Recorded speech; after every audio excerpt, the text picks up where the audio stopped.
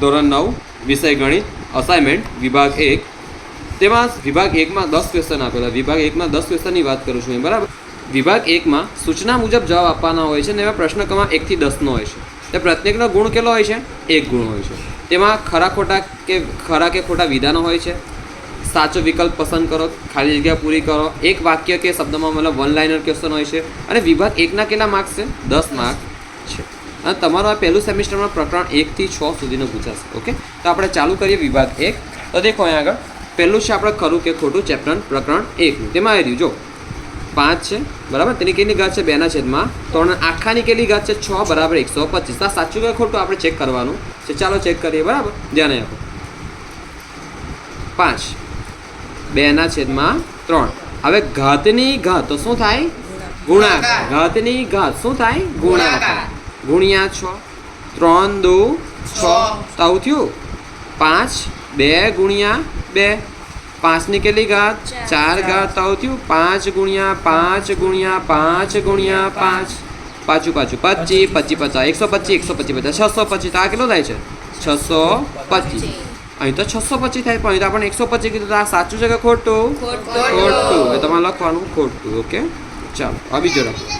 વર્ગમૂળ 12નો સમયકારક અવયવ આટલો છે. હવે જો તમને સિમ્પલી કહું, વર્ગમૂળમાં a વત્તા b નો સમયકારક અવયવ કયો છે? તો વર્ગમૂળમાં a - b. તો વર્ગમૂળ 12નો કેટલો થાય? માઇનસ વર્ગમૂળ 12 બરાબર ને. પણ અહીં કેટલો કીધો છે? વર્ગમૂળ 2. એટલે આ શું છે? આ ખોટું છે. ઓકે, વર્ગમૂળ 12નો કેટલો થાય? આટલો થાય બરાબર ને. વર્ગમૂળ 12નો સમયકારક અવયવ કેટલો થાય? આટલો થાય 12 બરાબર. વર્ગમૂળ 12. તો સિમ્પલી આપણે કહીએ કે આ ખોટું વિધાન કેવું છે? ખોટું છે. 5.9222 ... મતલબ અનંત સુધી આ સંખ્યા ચાલે છે. ક્યાં સુધી ચાલે છે? અનંત સુધી. તો ને બીજી રીતે આ રીતે લખાય. 5.9 બગડેલ ઉપર શું છે? આ 12 અને શું વંચાય? 12. તો કે 12 શું દર્શાવે છે? કે આ બગડો છે ને તે આગળ રિપીટ થાય છે. શું દર્શાવે છે? બગડો આગળ રિપીટ થાય છે. રિપીટેશન થાય છે બગડાનું. કોનું રિપીટેશન થાય છે? બગડે 2નું. તે દર્શાવે છે બરાબર. જેમ કે અહીં કોઈ સંખ્યા જો આપણે ઉદાહરણ લે 6.577777 અને કેવી રીતે લખાય? આવી રીતે 6.5 7ની ઉપર 12. અને આવું હોય તો 8.49 49 જો અહીં ડોટ છે છોકરાઓ 8. તો આને કેવી રીતે લખાય? 8.49ની ઉપર 12. આવડે છે ને છોકરાઓ તમને? ઓકે, ચાલો આગળ વધીએ. 5/19 અને 11/19ની વચ્ચે 5 સમય સંખ્યાઓ આવેલ છે. તો ઘણા છોકરાના મનમાં છે ને હોશકાર આવશે કે સાચું ખોટા. એમ સાહેબ મને તો સાચું લાગે. એટલે દેખો અહીં 5/19 6/19 7/19 8/19 9/19 10/19 11/19. હવે ધ્યાન નહીં જો ની વચ્ચે 5 સમય સંખ્યાઓ આવેલી છે. તો આ વિધાન ખોટું અહીં કેમ આપ્યું છે? ખોટું એટલા માટે આપ્યું કેમ કે આની વચ્ચે 5 નહીં અસંખ્ય સમય સંખ્યાઓ આવેલી છે. કેટલી? અસંખ્ય. તો આ વિધાન કેવું છે? ખોટું છે.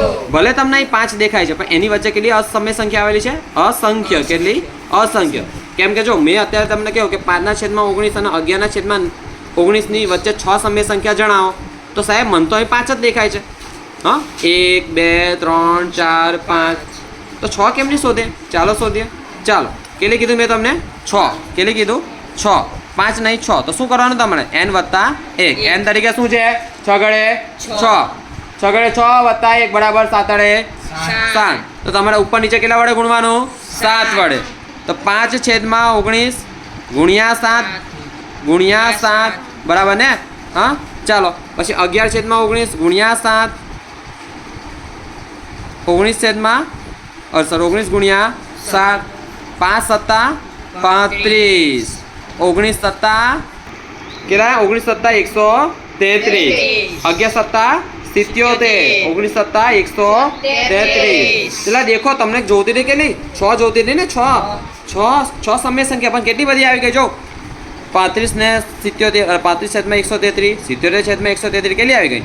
36/133 37/133 38/133 39/133 40/133 41/133 42. કેટલી બધી આવી ગઈ? આ 6 તો અહીં પૂરી થઈ ગઈ. લો હજુ કેટલી બધી તો તમે 7ની જગ્યાએ 8 વડે ગુણો 9 વડે ગુણો તો કેટલી બધી સંખ્યાઓ મળે તમે એટલા માટે 5/19 અને 11/19 ની વચ્ચે 5 નહીં પણ અસંખ્ય સમય સંખ્યાઓ આવેલી છે અસંખ્ય કેટલી અસંખ્ય એટલે આ વિધાન કેવું છે ખોટું છે 22/7 એ સમય સંખ્યા છે ખરું કે ખોટું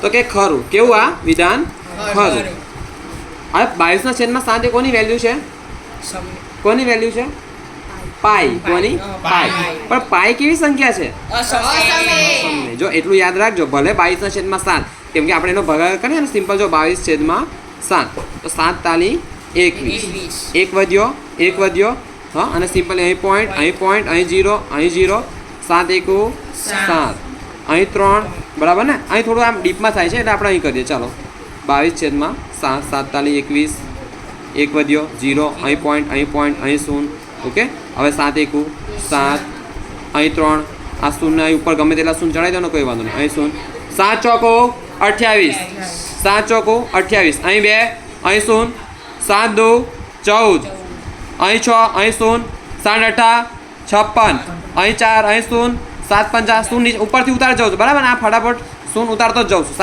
5 35 અહીં 5 અહીં 0 7 49 જો એકડો આવ્યો અહીં પણ એકડો આવ્યો તો અહીં પણ એકડો આવ્યો અહીં પણ એકડો આવ્યો તો અહીં પણ એકડો આવ્યો એટલે શું થશે રિપીટ થશે પાછું શું થશે રિપીટેશન શું થશે પાછું રિપીટેશન શું થશે પાછું રિપીટેશન ચાલો તો એકડો આવ્યો પાછું ઘડી આપણે 0 ઉતારીએ 7 1 7 તગડે 3 0 7 ચોકો 28 પાછો બગડે 0 7 2 14 પાછો 6 ગડ 6 0 7 8 56 पाँच चौगड़ 4 0 7 5 35 5 5 0 7 7 49 50 માંથી 49 जाते एकड़ एक पाछो एकड़ो आयो तो देखो आ रिपीट थाय छे ने 3.1 4 2 8 5 7 1 आ रिपीट थाय छे आटલું બધું શું થાય છે રિપીટ અને જો રિપીટ થતું હોય અનંત અને આવૃત આ શું છે અનંત અને આવૃત ચાલ્યા જ કરશે અનંત અને આવૃત તો કઈ સંખ્યા કહેવાય એને સમય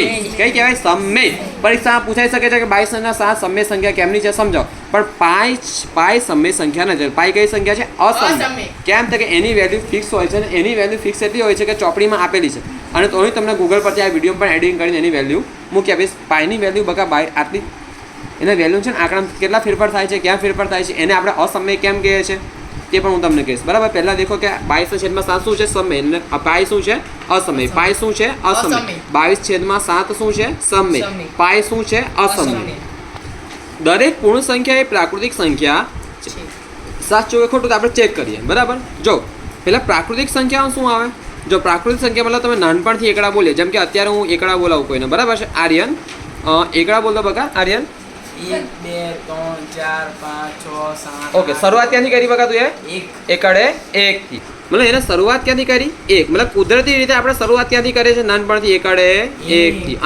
અનંત સુધી જાય બરાબર 1 2 3 4 5 6 7 અનંત લગીને જાય પણ પૂર્ણ સંખ્યા જો પૂર્ણ સંખ્યા નાનું છોકરું એકલું શીખે એકડે 1 થી પણ પૂર્ણ સંખ્યામાં આગળ આવે તો સૌથી પહેલા 0 ક્યાંથી શરૂઆત 0 1 2 3 4 5 6 7 અનંત લગીને જાય અનંત લગીને જાય તો અહીં શું કીધું દરેક પૂર્ણ સંખ્યા એ પ્રાકૃતિક સંખ્યા જો આપણે અહીંયા આગળ દેખો 1 2 3 4 એ તો પ્રાકૃતિક સંખ્યા છે જ પણ શું 0 પ્રાકૃતિક સંખ્યા છે ના એ માટે આ વિધાન ખોટું છે પણ આની સિવાય તમને એમ કીધું હોય કે દરેક પ્રાકૃતિક સંખ્યા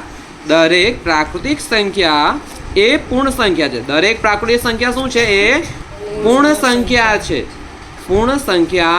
છે ધ્યાન આપો જો તમને આવું કીધું હોય તો હા આ વિધાન સાચું છે કેમ તો કે 1 2 3 4 આમાં આવે છે ને તો દરેક પ્રાકૃતિક સંખ્યા એ કઈ સંખ્યા છે પૂર્ણ સંખ્યા છે પણ દરેક પૂર્ણ સંખ્યા એ પ્રાકૃતિક સંખ્યા નથી કેમ કે પૂર્ણ સંખ્યામાં 0 આવે છે જ્યારે પ્રાકૃતિક સંખ્યામાં 0 આવતો નથી હા આ એકદમ છો એકદમ ઇઝી છે અમે તમને આજે જેટલા પણ પેજીસ લખાય ને તેનો આવતીકાલે હું ટેસ્ટ આજ એવું નહીં કે તમને આ 6 માંથી પૂછું આમાંથી કંઈ રેન્ડમલી કંઈ તમને પૂછી લો કોઈ દાખલામાં મગજની ઉણપ હોય તે તમને અહીંયા એડ કરી દો અને કાલે લેખિત ટેસ્ટ થશે હું અહીંથી બોલીશ તમે વિધિન 10 સેકન્ડમાં એનો જવાબ જોયો વિધિન 10 સેકન્ડમાં જવાબ જોયો નહીં આવડે તો સજા થશે ચાલો વિધિન 15 સેકન્ડ ટાઈમર ઓન કરી દઈશ કેમ કે ઇઝી જ છે જરાય અઘરું છે નથી મને એવું લાગે કે આ દાખલો થોડો વધારે લાંબો જઈ એવો છે તેની માટે ટાઈમ વધારે આપીશ પડી સમજ. પણ આ રીતે ટેસ્ટ રહેશે, મજા આવશે કાલે ભણવાની. અને આજે આટલું થયું તેટલું ઘરેથી રિવિઝન કરી લાવજો. વિડીયો યુટ્યુબ પર જાય તો ટાઈમ મળશે તો દેખજો, બરાબર છે.